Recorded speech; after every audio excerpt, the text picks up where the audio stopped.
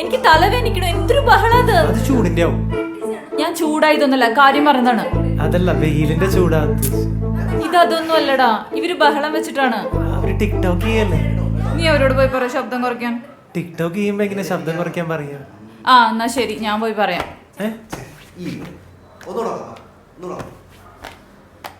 അല്ല ചേട്ടത്തി, ഒരു കാര്യം തുറന്നു പറയുന്നുണ്ടെന്ന് വിചാരിക്കരുത് കേട്ടോ. ഈ പരിഷ്കാരി എന്നൊക്കെ പറഞ്ഞപ്പോ ഞാൻ വിചാരിച്ചു ഇതൊരുമാതിരി തലതെറിച്ച എണ്ണയും 35 ബെല്ലും പാള ബെൽറ്റും സ്വർണ്ണ പല്ലും ഇതൊരുമാതിരി കാട്ടുവാക്കാൻ സൈസ്. ഓ സൂപ്പർ ലക്കി, സൂപ്പർ പൊളിച്ച്. നിന്നോട് ഇവിടെ നിന്ന് എനിക്ക് മാർക്കടല്ല പറഞ്ഞ ഡയലോഗ് പറ. ഞാൻ എജോ എന്ന് പറഞ്ഞല്ലേ മതി, എന്നിട്ട് പറഞ്ഞില്ലല്ലോ. ഇത് പ്രാക്ടീസ് അല്ലേ, ടേക്കിൽ പറയും.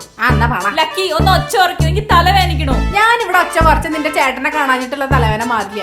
എനിക്ക് ഇതെങ്കിലും നന്നായിട്ട് അടിപൊളിയായിട്ട് ചെയ്യണം. കുറച്ചൊച്ച കുറച്ച മതിയല്ലോ. നീ എന്നതാണോ ഈ പറയുന്നത്? കോട്ടയം കുറിച്ചുള്ള ഡയലോഗ് ഒന്നും അങ്ങനെ ഒച്ച കുറച്ച് പറഞ്ഞ ഏക്കത്തില്ലെന്നേ ഉള്ളതാ. മീനു ഡി, നീ ഇവിടെ വന്നിരുന്ന് കാണ്, നല്ല ഹാപ്പിയോ? നല്ലല്ലേ? നല്ല സരിയ മീനു. തലവേദന ഉള്ളപ്പോ എത്ര രസം ഉണ്ടാവില്ലോ. അതെ, എനിക്ക് എന്തെങ്കിലും ഒന്ന് കറക്റ്റ് ഷൂട്ട് ചെയ്ത് കൊടുക്കണം. വാടിയാജ് നമുക്ക് ചെയ്യാം. ഞാൻ ലാസ്റ്റ് ഡയലോഗ് പറയുമ്പോ എജോ എന്ന് പറയണം. പിന്നെ അവസാനത്തെ ഡയലോഗ് ഇല്ലേ, അത് പറയുമ്പോ മുഖം അടി കൊള്ളാനായിട്ട് ഇത് ഇവിടെ കൊണ്ടുവയ്ക്കണം. ഓക്കെ അല്ലേ? എല്ലാം ക്ലിയർ അല്ലേ? ഈ ഇപ്പൊ പറഞ്ഞ അടി ഉണ്ടല്ലോ, അത് ശരിക്കും കൊള്ളോ? കൊള്ളില്ല. ഞാൻ അഥവാ കൊണ്ടാലും സംഗതി കളിക്കാൻ മതി. കൊള്ളാതെ സംഗതി കളിക്കാൻ പറ്റുകയാണോ കുറച്ചുകൂടെ നന്നായിരുന്നു. നീ ടെൻഷൻ ആവണ്ട, കൊള്ളില്ല. ഞാൻ അവസാനത്തെ ഡയലോഗ് പറയട്ടെ. ഓക്കെ? സ്വർണ്ണ പല്ലും ഒരു വരി കാട്ടുവാക്കാൻ സൈസ്. എഡോ അല്ല, അങ്ങനെ ജോപ്പോൾ അഞ്ചേരിയുടെ ജോ. ആ സാധാരണക്കാര് പറയണ പോലെ പറയാൻ പാടില്ല. കുഞ്ഞൻ പറയുന്ന പോലെയാണ്. കുഞ്ഞൻ പറയുന്ന പോലെ. നോക്കാം ഒന്നൂടെ. സ്വർണ്ണ പല്ലും ഒരു മാതിരി കാട്ടുവാക്കാൻ സൈസ്. എന്നെയാണോ? നന്നായിട്ട് ഒച്ച പറഞ്ഞല്ലോ, അതുകൊണ്ടാണ്. അല്ലാതെ നന്നായി ഉണ്ടല്ലോ അല്ലേ? ലക്കി ഓക്കെയാണ്. നീ എത്ര പോരെ? നീ ശരിയാവുന്നുണ്ടോ? നീ എന്തിനാ ചിരിച്ചേ? എനിക്ക് വലിയ പരിചയമില്ലാത്തോണ്ട് ക്യാമറ കൊണ്ട് അപ്പച്ചിട്ട് വരും. എന്നാ അധികം ചിരിക്കണ്ട, മനസ്സിലായ? ലാസ്റ്റ് ഡയലോഗ് നോക്കാം. മോളിക്ക് എന്നോട് എന്തുണ്ടെങ്കിലും തുറന്നു പറയാം. ഇഷ്ടപ്പെട്ടോ? ഇഷ്ടപ്പെട്ടില്ലെങ്കിൽ പോകാൻ പറ. നീ എന്തിനാ ഇത്ര അടുത്ത് മുഖം കൊണ്ടയ്ക്കാൻ പോയേ? അടി തെറ്റുണ്ടാവും കരുതിട്ട്. അതെ, അടി അതുകൊണ്ട് ഒട്ടും മാറിയില്ല. വേദന ഉണ്ടാ? വേദനകൾ അറിയുന്നില്ല. ആ ഒരാള് വയ്യാണ്ടിരിക്കുമ്പോ ഇങ്ങനെയൊക്കെ ചെയ്താ ഇങ്ങനെയൊക്കെ തന്നെ വരും. നീ പ്രാകാരുന്നല്ല പാടെ വന്നിട്ട്. പ്രാകാൻ എനിക്ക് അറിയില്ല ഡിഐജി. ഓ എന്ത് നെഗറ്റീവ് അടി നീ. ഒരേട്ടനുണ്ടെങ്കിൽ നിനക്ക് മനസ്സിലായനെ. ഹലോ, എനിക്ക് 3 ഏട്ടന്മാരുണ്ട്. ആ അതാ പ്രശ്നം, എനിക്ക് ഒരേട്ടനേ ഉള്ളൂ, അതല്ലേ? അതെ ഫ്രണ്ട്സ്, നിങ്ങൾ നാളെ തുടങ്ങോ. മീനു ഒന്ന് റെസ്റ്റ് എടുക്കുക. നീ പ്രാക്ടീസ് ചെയ്തോ. ഇത് ചെയ്യുമ്പോ നിന്റെ മോന്തര ഷേപ്പ് മാറാൻ കിട്ടിയ ഭാഗ്യം. മീനാണോ റെസ്റ്റ് എടുക്കുന്നത്? അതെ. ഇപ്പൊ വേദന എങ്ങനെയുണ്ട്? വേദന ഇപ്പൊ മരവിപ്പ് പറഞ്ഞുകൊണ്ട് കുറച്ച് നന്നായിട്ട് അനുഭവപ്പെടുന്നുണ്ട്. എന്നാ നമുക്കൊന്നും ഇങ്ങോട്ട് ചെയ്ത് നോക്കിയാലോ? ഞാനൊരു കാര്യം ചോദിച്ചോട്ടെ, ഇത്ര അടിയടിയും സംഘടനൊന്നും ഇല്ലാത്ത എന്തിനും ചെയ്യാൻ പറ്റുമോ? അപ്പൊ ഇത് മാറ്റണോ? അല്ല ഞാൻ പറ. അല്ല എന്നത് മാറ്റാലേ?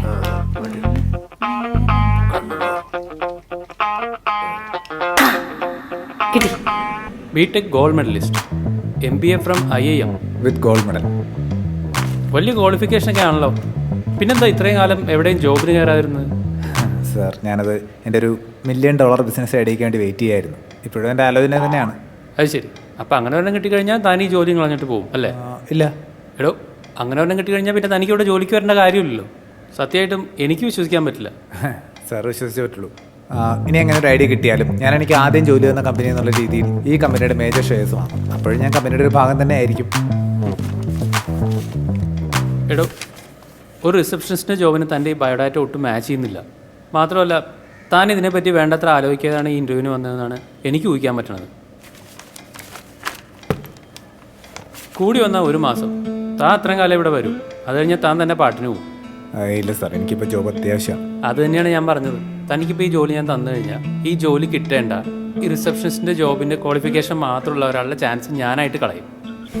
മാത്രമല്ല, വർഷങ്ങളോളം ഈ കമ്പനിയെ സേവിക്കേണ്ട ഒരു റിസപ്ഷനിസ്റ്റിനെ. ഞാൻ എന്തായാലും ഒരുപാട് കാലം ഈ കമ്പനിയിൽ ഉണ്ടാവും സാർ. എനിക്കിപ്പോൾ ഒരു ഭാരിച്ച ജോലി ഉത്തരവാദിത്വം കിട്ടിക്കഴിഞ്ഞാൽ ഞാൻ എൻ്റെ ഡ്രീമിൽ നിന്ന് വഴിമാറി പോകും. അതാ. നിങ്ങൾക്ക് എന്തായാലും ഈ ജോലി തരാൻ എനിക്ക് ബുദ്ധിമുട്ടുണ്ട്. എൻ്റെ ക്വാളിഫിക്കേഷൻസ് ഒക്കെ അല്ലേ സാർ? നിങ്ങൾ ഓവർ ക്വാളിഫൈഡ് ആണ്, അതാണ് പ്രശ്നം. എന്നാൽ പിന്നെ അതിന് കുറച്ച് സർട്ടിഫിക്കറ്റ് എടുത്ത് മാറ്റിയേക്കും, അപ്പോൾ ഓക്കെ അല്ലേ? നിങ്ങൾക്ക് ഞാൻ പറയുന്നത് മനസ്സിലാവുന്നില്ല സാർ. സാർ എന്ത് വർത്താനായി പറയുന്നത്? ക്രിക്കറ്റിൽ 2 ഹാഫ് സെഞ്ചുറി വേണ്ടെടുത്ത് 5 സെഞ്ചുറി അടിച്ചാൽ കുഴപ്പമാണെന്നൊക്കെ പറയുന്ന പോലെ ഉണ്ടല്ലോ. അത് ക്രിക്കറ്റ്, ഇത് ജോബ്. അതൊന്നുമല്ല സാർ. സന്ദീപിനെ വിളിച്ചപ്പോൾ ഞാൻ കയറ്റി വിടാത്തതിലുള്ള ദേഷ്യമാണ് സാർ. താൻ വെറുതെ ആവശ്യമില്ലാത്തൊന്നും പറയണ്ട. താൻ വേഗം പോകാൻ നോക്ക്. യോഗ്യതയുള്ളവർക്ക് ജോലി കൊടുക്കാതിരിക്കുന്നത് ശരിയാണോ സാർ? യോഗ്യത കുറഞ്ഞവർക്കും കൂടുതലുള്ളവർക്കും ജോലി കൊടുക്കുന്നതാണ് മര്യാദ. എന്നാൽ പിന്നെ ഞാൻ പുറത്തിറങ്ങി പറഞ്ഞേക്കാം, ഇവിടെ യോഗ്യത കൂടുതലുള്ളവർക്കും ജോലിയില്ല, ഇരിക്കേണ്ട, വിട്ടോളാം. അതൊക്കെ ഞാൻ പറഞ്ഞോളാം, താൻ പോ. ഞാൻ ഈ കമ്പനിക്ക് ഒരു അസറ്റ് ആയിരിക്കുമോ നിങ്ങൾ വിചാരിക്കാത്തതാണ് എനിക്ക് വിഷമം. നിങ്ങൾക്ക് പോവാം. എന്നാലേ ഇങ്ങനൊരു കമ്പനിയിൽ ജോലി ചെയ്യാൻ എനിക്ക് താല്പര്യമില്ല. സാം നിൽക്കൂ. നിങ്ങളുടെ ഈ സർട്ടിഫിക്കറ്റ് കണ്ടപ്പോൾ തന്നെ ഞാൻ തീരുമാനിച്ചാണ് നിങ്ങൾ റിസപ്ഷനിൽ ഇരിക്കേണ്ട ആളല്ല എന്ന്. അതുകൊണ്ട് മാർക്കറ്റിംഗിലേക്ക് പോസ്റ്റ് ചെയ്യാമെന്ന് വിചാരിച്ചിട്ടാണ് നിങ്ങളെ ഞാൻ പ്രകോപിതനാക്കിയത്. നിങ്ങൾ ഫെയിലായി സാം. ഇത് സാറ് ഇപ്പം ഉണ്ടാക്കിയതല്ലേ? Sam, you can go. നിങ്ങൾക്ക് ഇവിടെ ജോലിയില്ല. എന്നാ ഒന്നുകൂടെ നോക്കിയാലും സാർ പ്രകോപിച്ചോളൂ. Just leave. പതുക്കെ, പ്രകോപിപ്പിക്കണ്ട. ഇവിടുത്തെ മാർക്കറ്റിംഗ് ആയിട്ടല്ലേ നിങ്ങൾ എൻ്റെ ടെസ്റ്റിലും പരാജയപ്പെട്ടു. ഇവനൊക്കെ ആരുടെ